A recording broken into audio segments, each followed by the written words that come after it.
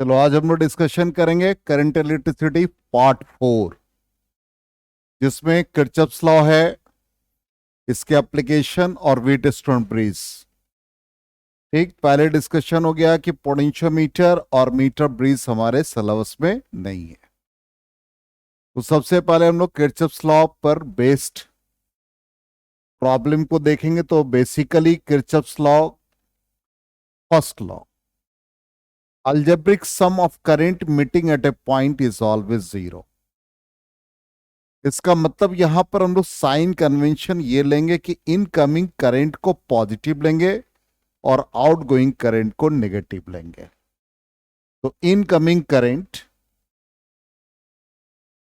जैसे एक fix point O है, इसके टुवर्ड्स एक करंट I1 है,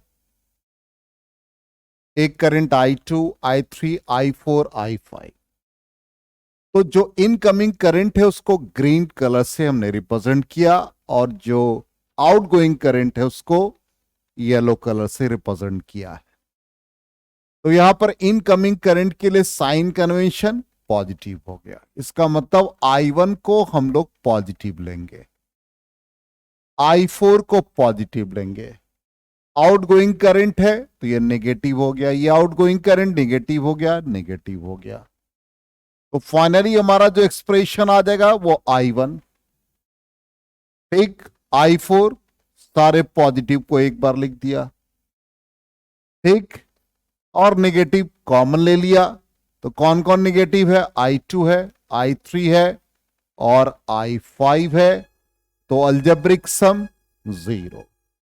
इसलिए हम लोग कह सकते हैं कि इनकमिंग करंट मतलब I1 plus I4 is equal to outgoing current. तो I2 plus I3 plus I5, ये रिजल्ट आ जाएगा। आ गया समझ में? इसका मतलब यहां पर कभी भी करंट या चार्ज का एक्युमुलेशन नहीं होता है। तो चार्ज के फॉर्म में कह सकते हैं इसको, मैथमेटिकली हम यदि लिखना चाहें तो algebraic sum of the current meeting at a point 0, mathematical expression. इसका मतलब यहां पे चार्ज कंजर्व है और इसको इस फॉर्म में भी लिख सकते हैं कि algebraic sum of the charge meeting at a point is 0। इस तरह से मैथमेटिकली इसको लिखा जा सकता है। क्लियर? स्क्रीनशॉट लेते चलो शॉर्टकट में, या यदि है तो फिर हाँ वीडियो से भी कर सकते हैं आप।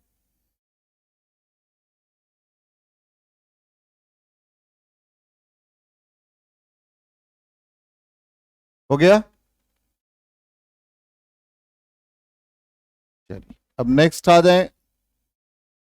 यही एक्सप्रेशन देख लो, साइन कन्वेंशन लिख दिया है, ठीक है।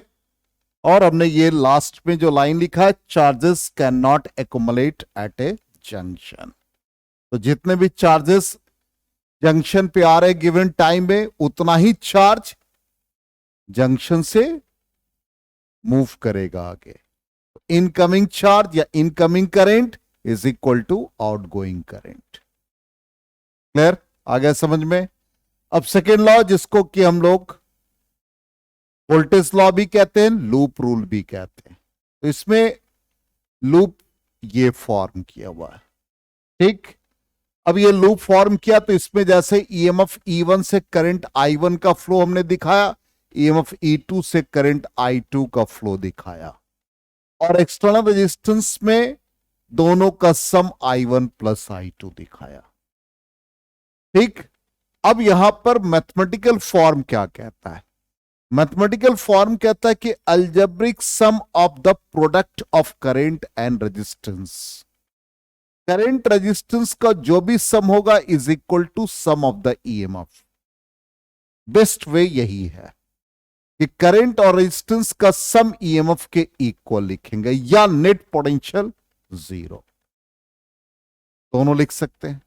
तो मैथमेटिकली यदि हमको इसको लिखना पड़े, इसका मतलब यहां पर हम लोग करंट और रेजिस्टेंस का प्रोडक्ट लेंगे। तो समेशन, अलजेब्रिक सम, तो करंट इनटू रेजिस्टेंस।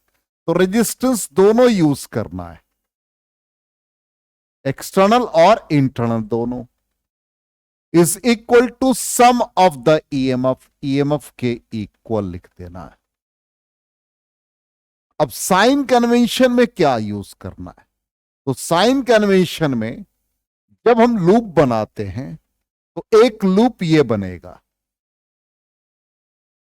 तो लूप 1 एंड लूप 2, दो लूप बनेंगे। अब यहां पर लूप 1 और लूप 2 के लिए साइन कन्वेंशन क्या यूज करना है उसको समझेंगे। साइन कन्वेंशन, सबसे पहला, जो भी लूप में आप मूव कर रहे हैं, ये लूप है। अब लूप का ऐसे आप लूप पर मूव कर रहे हैं और करंट आपके अलोंग है, तो साइन कन्वेंशन में ये प्रोडक्ट पॉजिटिव लेना है, करंट इनटू रेजिस्टेंस। लूप में आप ऐसे मूव कर रहे हैं, करंट आपके रिवर्स है, तो I इंटू आर का प्रोडक्ट नेगेटिव लेना है। सप्लाई के पॉजिटिव टर्मिनल से आप बाहर निकले तो ईएमएफ पॉजिटिव लेंगे। सप्लाई के नेगेटिव टर्मिनल से आप बाहर निकलेंगे तो ईएमएफ नेगेटिव लेंगे। क्लियर? ये साइन कन्वेंशन। अब इसी को हम लोग यूज करेंगे। तो यहां पर साइन कन्वेंशन में यही करंट I1 और I2 का फ्लो दिखा है, तो पहला लूप हमारा ये है, दूसरा लूप हमारा ये बनेगा। ठीक, पहले लूप का नेमिंग क्या हो गया देख लेते हैं फिर से। यही करंट का फ्लो, I1 प्लस I2 का फ्लो। ठीक, और लूप हमारा पहला है ABCD वाला सेगमेंट में और दूसरा इस सेगमेंट में। ठीक, अब इस लूप के लिए हम लोग यूज कर लेंगे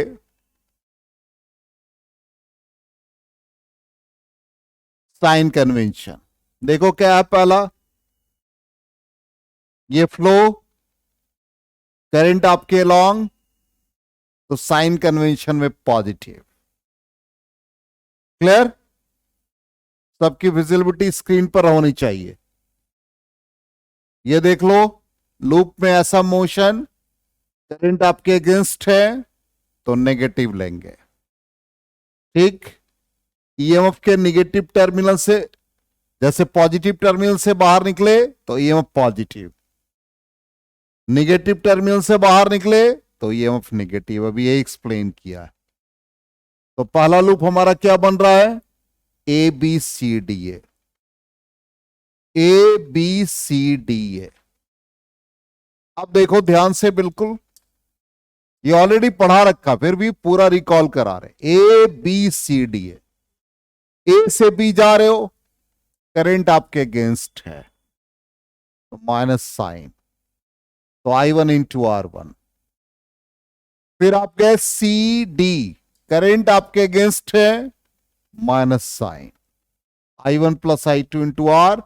अब सप्लाई के किस टर्मिनल से बाहर निकले, नेगेटिव से, तो माइनस E1। क्लियर हो गया 100%? अब नेक्स्ट आ जाते हैं सेकेंड लूप। तो सेकेंड लूप क्या कहता है, DCFED, DCFED। इसका मतलब इस लूप में करंट आपके लॉन्ग है D से C, तो करंट इंटू रेजिस्टेंस का प्रोडक्ट पॉजिटिव हो गया। फिर आ जाओ F से E, करंट और रेजिस्टेंस, करंट आपके लॉन्ग है, पॉजिटिव साइन, तो I2 इंटू R2। बैटरी के या सप्लाई से आप किस टर्मिनल से बाहर निकले हो, पॉजिटिव, इसलिए राइट हैंड साइड में E2 पॉजिटिव हो गया। आप कुछ भी लिख सकते हो, आप जो भी मन करे आप बोलो, उसी के अकॉर्डिंग हम लोग यूज कर लेते, जो मन में आए। चलो ए डी सी बी, ए से डी कोई रेजिस्टेंस नहीं, डी से सी करंट रेजिस्टेंस आपके लॉन्ग, तो I1 plus I2 into are. ठीक, चलो अब आ जाओ सी बी, कोई रेजिस्टेंस नहीं, फिर आ जाओ बी से ए, करंट और रेजिस्टेंस आपके लॉन्ग, I1 R1। बैटरी के किस टर्मिनल से निकले? पॉजिटिव। देखो दोनों इक्वेशन सेम है। आप क्लॉकवाइज जाओ, एंटी क्लॉकवाइज जाओ, कहीं से भी स्टार्ट कर सकते हो, लूप कंप्लीट होना चाहिए। क्लियर हो गया? फॉर्मूला में कहीं कोई डाउट? अब इसका प्रॉब्लम हम लोग कैसे सॉल्व करेंगे? तो सबसे पहले तो क्वेश्चन हम लोग सॉल्व करने का तरीका सीखें। हमारे पास सर्किट में ये आंसर भी सामने है, हम लोग सॉल्व करेंगे। कौन कौन सा लूप बनेगा? चलो शताक्षी तुम बताओ, नेमिंग कर लो। चलो ठीक है, A B C D E F, चलो नेमिंग कर दिया। कहीं randomly A B C D ऐसे ले लिया, फिर उधर ई एफ ले लिया, या आप ए बी सी डी ऐसे सीक्वेंस में A B C D E F ऐसे भी ले सकते हो। चलो तो पहला लूप ये बन गया, ठीक है। तो लूप 1 कहां से स्टार्ट करोगे? ए से स्टार्ट कर रहे हो। चलो ए बी सी डी ए, तो करंट इंटू रेजिस्टेंस हम लोग किलो ओम को 10⁻³ नहीं लिखेंगे, हम लोग उसी डिजिट में रहने देंगे। चलिए, तो 5I1 हो गया। अब I3 जो है ये I2 का फ्लो ऐसे है और I1 का फ्लो ऐसे है, इसका मतलब I3 will be equal to I1 plus I2। तो 2 किलो ओम के अलोंग ये दोनों करंट है, तो I1 प्लस I2 हो गया। बैटरी के किस टर्मिनल से बाहर निकले? पॉजिटिव टर्मिनल से, तो 12 पॉजिटिव हो गया। अब इसको सिंप्लीफाई कर दो तो ये क्या आ गया? 7I1 plus 2I2 is equal to 12। ये हमारा इक्वेशन 1 हो गया। चलो सेकेंड लूप, जो आपको कन्वीनियंट लगता हो सेकेंड लूप बताओ कौन सा बन गया? चलो सी से स्टार्ट कर दिया, C D E F C, current into resistance, तो 2I1 plus I2 plus 3I2 हो जाएगा। सप्लाई के पॉजिटिव टर्मिनल से बाहर 6, ये कितने आ गए? 2I1 5I2 is equal to 6, equation 2। इसको 5 से मल्टीप्लाई कर दो और इसको 2 से मल्टीप्लाई करो, तो first equation becomes 35I1 plus 10I2 is equal to 60। चलो इसको 4I1 और 10I2 is equal to 12, minus sign negative cancel हो गया, 31I1 हो गया। Just a minute, 31I1 is equal to 48, I1 becomes 48/31। देखो आंसर, I2 का ये वैल्यू निकल गया। क्लियर? 100%? बोलो, कोई कंफ्यूजन? नोट करना है, स्क्रीनशॉट लेना है? नहीं, चलो गुड।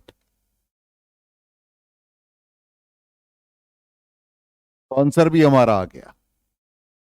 अब नेक्स्ट क्वेश्चन क्या कहता है, using Kirchhoff's law calculate the current through 40 ohm and 20 ohm resistors in the circuit. ये क्वेश्चन हमारा 2019 का है। अब यहां पर ध्यान से 80 वोल्ट से करंट I1 का फ्लो ऐसे, 40 वोल्ट से करंट I2 का फ्लो ऐसे। इसका मतलब I1 ऐसे चला गया, जब I2 यहां पहुंचा तो I1 इधर फ्लो कर गया, तो रिमेनिंग I2 मतलब यहां पर जो करंट बचेगा वो कितना बचेगा, जल्दी से बताओ। I1 minus I2। फिर जब ये टर्मिनल पर आएगा तो I1 का फ्लो इधर, I2 का फ्लो इधर। आ गया समझ में। अब लूप कौन सा बना, ये फर्स्ट और ये सेकेंड। नेमिंग कर दो, A B C D E F। First loop का नाम बता दो, A B C F A। ठीक, I1 20 I1 minus 40 I1 minus I2 is equal to 80 हो गया। जल्दी से बताओ कितना आ गया, minus 20 I1 plus 40 I2 is equal to 80। 20 common ले लो तो minus I1 plus 2I2 is equal to 4। Equation 1 clear है। चलो दूसरा, FC DEF क्या गया, 40 I1 minus I2 plus 10 I2 is equal to 40। कितने आ गए, 40 I1 minus 30 I2 is equal to 40। 10 common तो 4 I1 minus 3 I2 is equal to 4। Equation 2। ठीक है, यहां तक क्लियर है।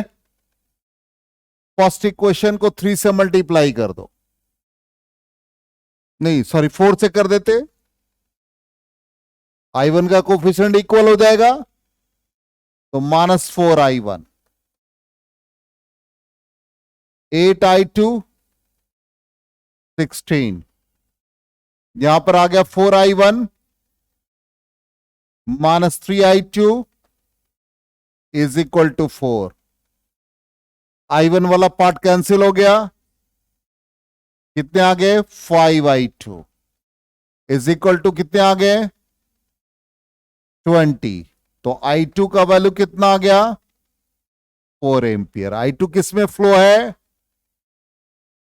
10 वाले में।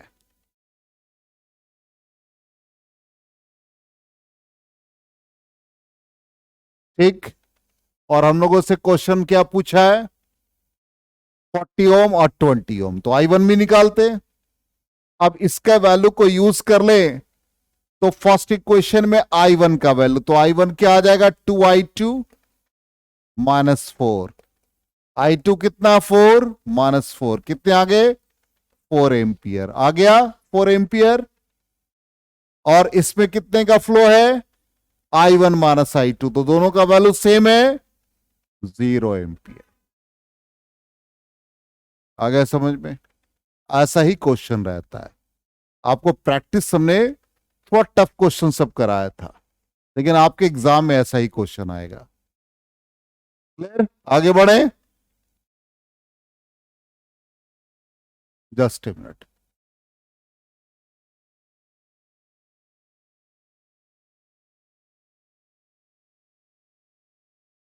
क्या बोलो, कोई डाउट।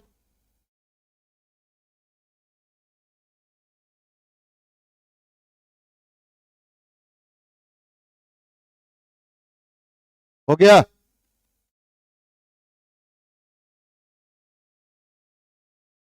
चलिए नेक्स्ट क्वेश्चन देखते हैं, थोड़ा सा डिफरेंट क्वेश्चन है। अब यहां पर कहता है कि using Kirchhoff's law determine the potential at B. B का पोटेंशियल हमको फाइंड करना है, ठीक है। आंसर हमारा 1 वोल्ट है और ये फॉर्मूला हमने यूज किया है। देखिए कैसे यूज किया, बहुत सिंपलेस्ट मेथड है। ए बी टर्मिनल का नाम कुछ भी और ले लो, एक टर्मिनल यहां भी ले लो, सी और डी, इसकी जरूरत पड़ेगी। यहां से 2 एम्पियर का फ्लो है, जिसमें 1 एम्पियर इसमें चला गया, तो इसमें कितना जाएगा? 1 एम्पियर। अब कहता है कि 1 एम्पियर का फ्लो मिल गया। अब क्वेश्चन में कहता है ए का पोटेंशियल 0। तो अब हम लोग एक पाथ लेंगे, इस पाथ का कलर बदल देते हैं। हम लोग जाएंगे ए से डी, फिर डी से सी जाएंगे और सी से बी चले जाएंगे। इस पाथ को हम लिख दे रहे हैं, ए टू डी जाएंगे, डी से सी जाएंगे और सी से बी। क्यों? पोटेंशियल हमको कहां का निकालना है? बी का पोटेंशियल।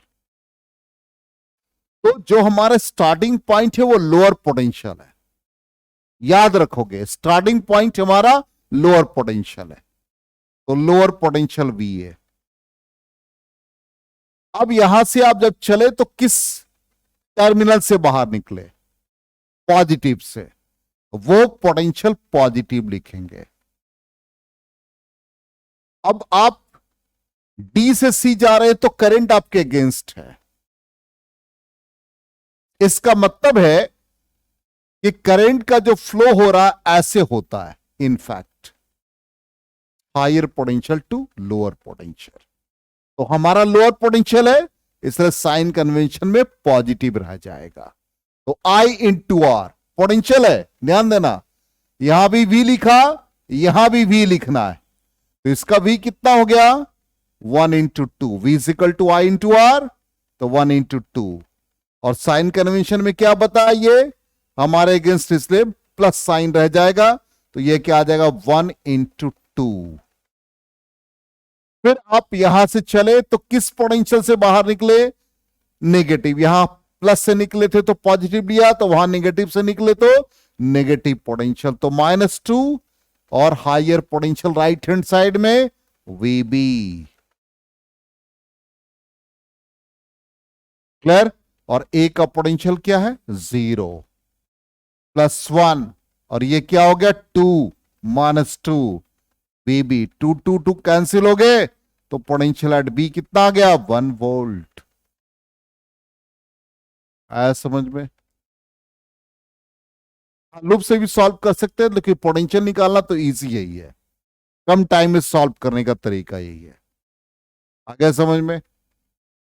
चलिए नोट कर लीजिए।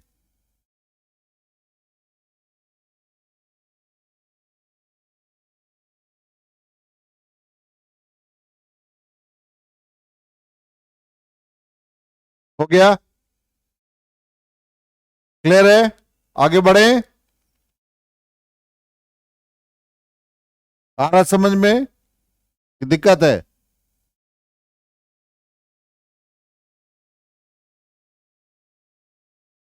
चलिए नेक्स्ट क्वेश्चन आ जाए।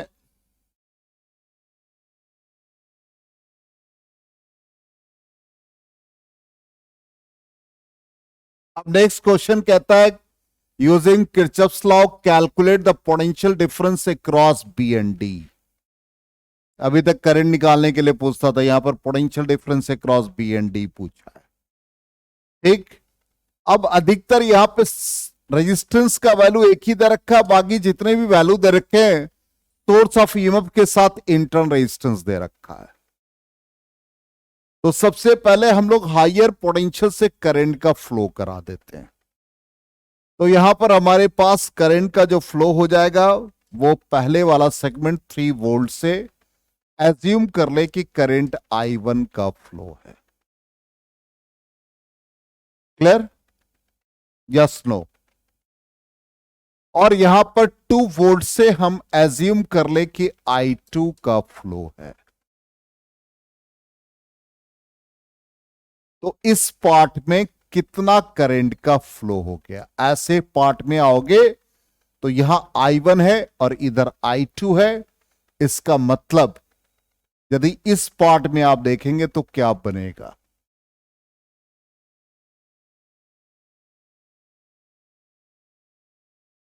जल्दी से बता दो। या ऐसा कर लो, जस्ट सपोजिट साइन ले लो, ऐसे ले लो, यहां से I1 का फ्लो हो गया, ये I2 टर्मिनेट किया तो रिमेनिंग इसमें कितने आ गए, I1 माइनस I2। बोलो। और नहीं तो फिर आप क्या करो, इनकमिंग करंट कितना है भाई, I2 एट डी, ऐसे भी ले सकते हो, डी पर टर्मिनेट हो रहा I2 और ये बाहर निकल रहा है, तो माइनस I1 माइनस I2 क्या होना चाहिए, 0। यही होता ना, incoming current is equal to outgoing current, तो algebraic sum at the junction क्या आना चाहिए, या इसका वैल्यू हम लोग, एक मिनट, इसका वैल्यू क्या आता वो निकाल लेते हैं। हाँ, इसका वैल्यू इज इक्वल टू में क्या आ गया देखो, जस्ट ए मिनट, करंट का डिस्ट्रीब्यूशन अलग गलत लिया है, 2 वोल्ट से I2 लिया और इससे हम लोगों ने I1 लिया, तो I1 का फ्लो इसमें कर गया, I2 इनकमिंग है, तो इसमें कितना करंट का फ्लो हो जाएगा, तो at junction total I2 incoming current, ये आउटगोइंग करंट और plus I1 is equal to 0 आ रहा है, चेक करो, चेक करो, नहीं आ रहा है।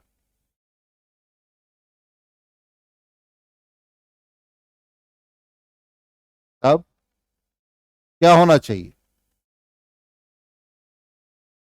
जल्दी बताओ।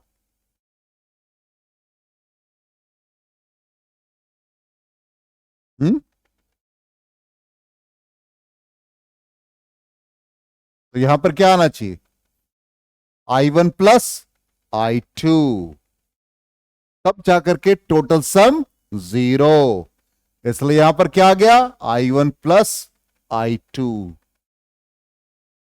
क्लियर हो गया। इस तरह से हम लोग करंट का कंट्रीब्यूशन लेंगे, समझ में आ गया। अब लूप हमारा ये कौन सा बना, फर्स्ट, फर्स्ट लूप में कहीं से भी स्टार्ट कर दो, बोलो कहां से स्टार्ट करें, जल्दी क्विक, ए नेमिंग बताओ ना जल्दी, A D B A, ए से डी आ जाओ, करंट इंटू रेजिस्टेंस, तो I2 इंटू 1, I2 हो गया, ए से डी, डी से बी चलो, ट्वाइस I1 प्लस I2 होगा। फिर आ जाओ इस सेगमेंट में, 2I2 is equal to, supply देखो ध्यान से, 2 वोल्ट के पॉजिटिव टर्मिनल से और 1 वोल्ट के नेगेटिव टर्मिनल से, क्या आ गया, 2I1, I2 कितने हो गए, जल्दी से बताओ। अरे यार, 5I2, स्क्रीन पे देखने के बाद भी आप लोग गलत बोलते हो, इज इक्वल टू 1 होगा, क्लियर है। नेक्स्ट लूप बताओ, नेक्स्ट लूप का नाम DCBD हो गया, डी से सी चलो, क्या है, 3I1, उसमें कितना I1 का फ्लो कितना हो गया, अरे 1I1, इसमें क्या आ गया, माइनस 2I1 प्लस I2 होगा। सप्लाई के किस टर्मिनल से बाहर निकले, 3 वोल्ट, पॉजिटिव। इसमें किस टर्मिनल से बाहर निकले? नेगेटिव, -1। जल्दी बताओ कितने आ गया I1? 2। अरे पहले I1 बताओ ना कितने बचे।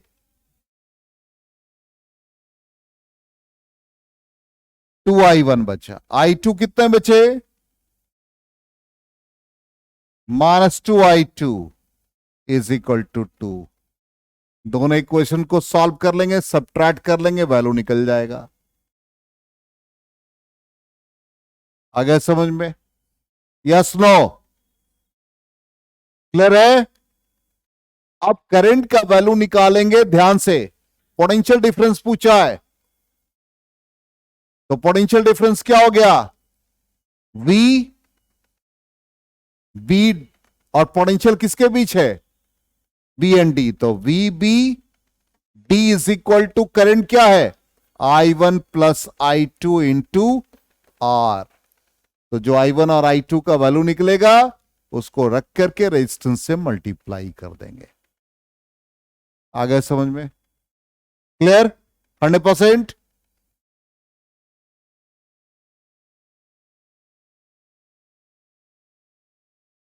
आप चलो D से C,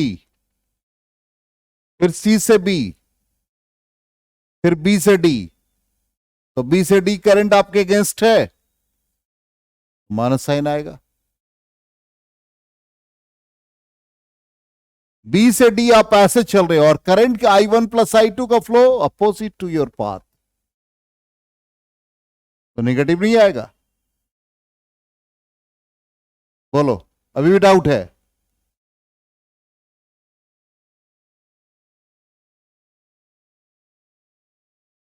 हमने क्या किया, ध्यान से देखो। हम जंक्शन पे आ जाए, एट जंक्शन। हमने एज्यूम कर गया 3 वोल्ट पॉजिटिव है, तो यहां से करंट I1 का फ्लो हो गया। आप I1 I2 कैसे भी ले लो। ये पोटेंशियल हाइयर है तो इससे हमने I2 का फ्लो ले लिया। ठीक। अब जंक्शन पे करंट का सम 0 होता है, तो eight D current I2 inter कर रहा है, एक पार्ट हमारा I1 है, तो इसमें कितना फ्लो होगा?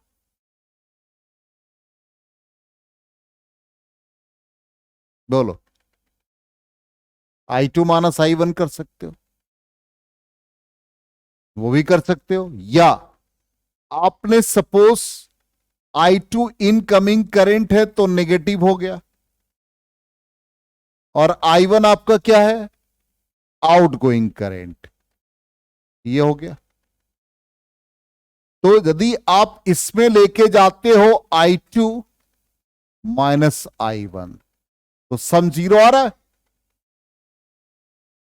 आ रहा है, इसलिए इसमें फ्लो आप करा सकते हो I2 माइनस I1। ठीक। अब इस लूप के अकॉर्डिंग कर लो, ऐसे ही बना सकते हो, तो लूप के अकॉर्डिंग करोगे तो क्या आएगा? यहां से स्टार्ट करो, 2I2 प्लस I2, इसमें फ्लो कितना चला गया? 2I2 माइनस I1, सप्लाई के ये 2 वोल्ट से गए और ये -1, फर्स्ट इक्वेशन। दूसरा यहां से स्टार्ट करो, 3I1, यहां से गए 1I1, इसमें आ गए तो minus sign, twice I2 minus I1। Supply के पॉजिटिव टर्मिनल से 3 वोल्ट से बाहर निकले और यहां पर किससे निकले? -1, सेकेंड इक्वेशन।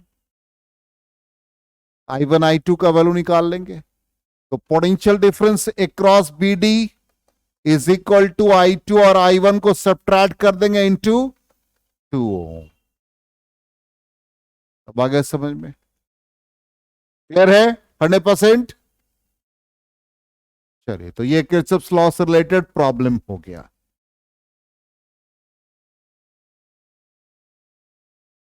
इसी तरह से इक्विवेलेंट रेजिस्टेंस से क्रॉस ए बी, ऐसा क्वेश्चन आ जाए तो कैसे आप फाइंड करेंगे? तो इक्विवेलेंट रेजिस्टेंस निकालना है किरचॉफ्स लॉ को अप्लाई करके। तो यहां हम लोग ए बी के अक्रॉस एक सप्लाई को कनेक्ट कर देंगे। सप्लाई कनेक्ट कर दिया। अब यहां पर रेजिस्टेंसेस इक्वल है, 3 आर्म है, तो हम लोग इक्वल अमाउंट ऑफ करंट यहां डिस्ट्रीब्यूट करेंगे। इसका मतलब यहां से सप्लाई हमारा 3i हुआ। जब इस जंक्शन पे आएंगे तो करंट का इक्वल डिवीजन हो जाएगा। यहां से आई का फ्लो, यहां भी करंट का इक्वल डिवीजन हो जाएगा। यहां से आई का फ्लो, इसमें 2 पार्ट इक्वली I/2 का फ्लो। ये I/2 दोनों का सम आई हो गया। यहां से I/2 का सम आई हो गया। यहां से I/2 और ये I/2 का सम आई, तो फाइनली ये तीनों का अल्जेब्रिक सम 3i का फ्लो हो गया। अब ये पूरा हमारा ऐसे लूप बन जाएगा। अब इस लूप में करंट इनटू रेजिस्टेंस, तो ये पहला आएगा, तो करंट कितना हो गया भाई? आई। रेजिस्टेंस कितना है? 1। फिर इस सेगमेंट में जाएंगे current into resistance, I/2 into 1। इस सेगमेंट में जाएंगे तो करंट इनटू रेजिस्टेंस, तो I into 1 is equal to sum of the supply, मान लो E, तो ये E हो गया। तो इज इक्वल टू में E लिख दिया। अब ये कितने आ गए? I plus I/2 plus I, कितने हो गए?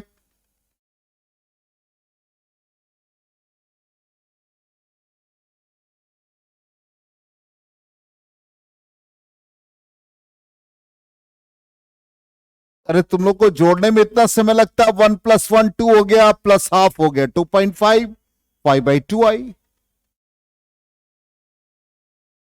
Is equal to EMF। तो टोटल EMF क्या हो गया? Total current into resistance. Current कितना सप्लाई दिया आपने? 3i। Resistance equivalent RAB, I cancel हो गया, तो RAB कितना बन जाएगा? 5/6 ओम इफेक्टिव रेजिस्टेंस आ गया। एनसीईआरटी का सॉल्व एग्जाम्पल भी है। आगे समझ में? नेहा क्लियर है? आगे बढ़े।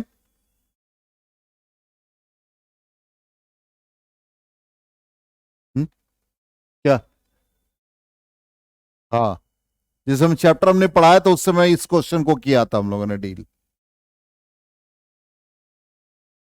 हो गया?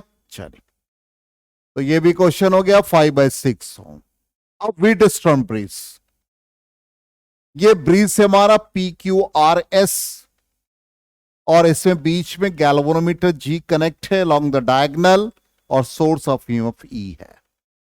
यहां से करंट I का फ्लो हुआ। एक पार्ट करंट का AB सेगमेंट में जाएगा और दूसरा पार्ट AD सेगमेंट में, तो उसमें I1 का फ्लो हो गया, तो रिमेनिंग करंट I-I1 का फ्लो AD के लॉन्ग हो गया। फिर गैल्वेनोमीटर में IG का फ्लो हुआ, तो रिमेनिंग I1 - IG का फ्लो हो गया, और एट जंक्शन D आ जाएंगे तो दोनों का सम हो गया I - I1 प्लस IG, और फाइनली एट C ऐड करेंगे तो I1 कैंसिल, IG कैंसिल, तो I का फ्लो हो गया। क्लियर? अब इसका मतलब, इसका डिस्क्रिप्शन, पहले तो हम लोगों को ये कि पहला लूप ये बना और दूसरा लूप हमारा ये बनेगा, सेकेंड लूप। अब यहां पर एक ऐसा अरेंजमेंट है, ये यदि आपको लिखना है तो आप ऐसे ही लिखेंगे कि it is an arrangement of 4 resistances used to determine unknown resistance. तो यहां पर अननोन रेजिस्टेंस हमारे लिए एस होगा और नोन रेजिस्टेंस में पी क्यू आर का वैल्यू हम लोग एडजस्ट करते हैं प्रैक्टिकली। ठीक, तो इस कंडीशन में यहां पर हम लोगों को लिख देना कि 4 रेजिस्टेंसेस से P Q R S connect कर दिया, इसके बीच गैल्वेनोमीटर, सोर्स ऑफ ईएमएफ, ये आपको लिख देना है इतना। ठीक, अब इसके बाद हमारा जो नेक्स्ट सेगमेंट आता है कि करंट का जो डिस्ट्रीब्यूशन किया, इसके अकॉर्डिंग हमको प्रूफ करना है कि P by Q is equal to R by S। इसका मतलब गैल्वेनोमीटर जब बैलेंस होगा तो ये रिजल्ट आना चाहिए किरचॉफ्स लॉ को अप्लाई करके। ठीक, तो यहां पर हमारे लिए अननोन रेजिस्टेंस कौन है, S, और R का वैल्यू एडजस्टेबल है, और इस तरह से एडजस्ट करते कि पोटेंशियल B और D इक्वल हो जाए तो करंट का फ्लो थ्रू द गैल्वेनोमीटर 0 हो जाए। ठीक है, और फाइनली हमको यह सॉल्व करना है। तो यहां पर हम लोग किरचॉफ्स लॉ को अप्लाई करेंगे। तो अप्लाई करने के लिए हम लोग एक लूप लेंगे। पहला लूप हमारा क्या बन जाएगा, ए बी डी ए, और दूसरा लूप हमारा बी सी डी बी बनेगा। तो पहला A B D A loop लिया, तो यहां पर करंट इनटू रेजिस्टेंस, तो I1 into P plus IG into G, और ये हमारे अगेंस्ट है तो minus sign, is equal to 0। पहला इक्वेशन आ गया। क्लियर, 100%। अब सेकेंड लूप हमारा क्या बन रहा है, बी सी डी बी। इस लूप में जाएंगे तो क्या बन जाएगा equation, I1 minus I G into Q, और ये आपके अगेंस्ट है तो minus I minus I1 plus I G into S, और ये आपके अगेंस्ट है तो minus I G into G is equal to 0। Clear है, यस नो, और ऐसे समझ में। अब क्या होगा, पोटेंशियल बी और डी, क्योंकि हमने आर के वैल्यू को ऐसा एडजस्ट किया है कि बी और डी का पोटेंशियल सेम होगा। तो जब पोटेंशियल सेम होगा तो करंट का फ्लो थ्रू द गैल्वेनोमीटर 0। तो फर्स्ट इक्वेशन में IG का वैल्यू 0 डालोगे तो क्या आ जाएगा, I1P, बोलो, minus I minus I1 R। इसको राइट हैंड साइड में ले गए तो I1P is equal to I minus I into R। Second equation में IG का वैल्यू 0 पुट करो, तो 0 पुट करने पर क्या हो गया, I1Q, ये 0 is equal to I minus I1 into S. अब थर्ड और फोर्थ को डिवाइड कर दो, थर्ड और फोर्थ को डिवाइड करोगे तो क्या मिलेगा, P by Q is equal to R by S, और ये हमारे लिए S क्या है, अननोन रेजिस्टेंस, और वो किसके टर्म में आ गया, QPR के टर्म में। समझ में आ गया।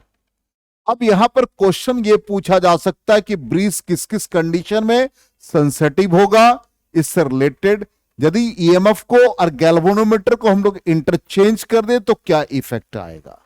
जो कि नल डिफ्लेक्शन पर बेस्ड है तो इसलिए इस पर कोई इफेक्ट नहीं आएगा। तो इंपॉर्टेंट पॉइंट से पहला देखो क्या लिखा, इंटर रेजिस्टेंस ऑफ सेल और रेजिस्टेंस ऑफ गैल्वेनोमीटर कभी भी इसके नल पॉइंट को अफेक्ट नहीं करेंगे। ठीक, सेकेंड पॉइंट है ये वेरी लो और वेरी हाई रेजिस्टेंस के लिए एप्लीकेबल है। ब्रीज बैलेंस तभी होता है यहां पर यदि, अच्छा एक और भी है कि ईएमएफ को और गैल्वेनोमीटर को हम इंटरचेंज कर दे तो कोई फर्क पड़ेगा, नो। ब्रीज कब सेंसिटिव होगा, जब पी क्यू आर एस हमारा सेम प्रोपोर्शन में हो जाए। तो इतने इंपॉर्टेंट पॉइंट्स है, ये हमने लिख दिया आपके पीडीएफ में, आप इसको दिमाग में रखेंगे। और इस तरह से व्हीटस्टोन ब्रिज का पार्ट भी खत्म हो गया और किरचॉफ्स लॉ भी हम लोगों ने इलेक्ट्रिसिटी का कंप्लीट रिवीजन कर लिया। तो 4 वीडियो बने और चारों वीडियो को आप लोगों को देख लेना है, ठीक है। और सोते हुए नहीं देखना है, जागते हुए देखना है। चलिए, आज तो प्रियांशु कुछ रिस्पांस भी किया है, अच्छा कुछ फर्क आ गया लगता है अचानक।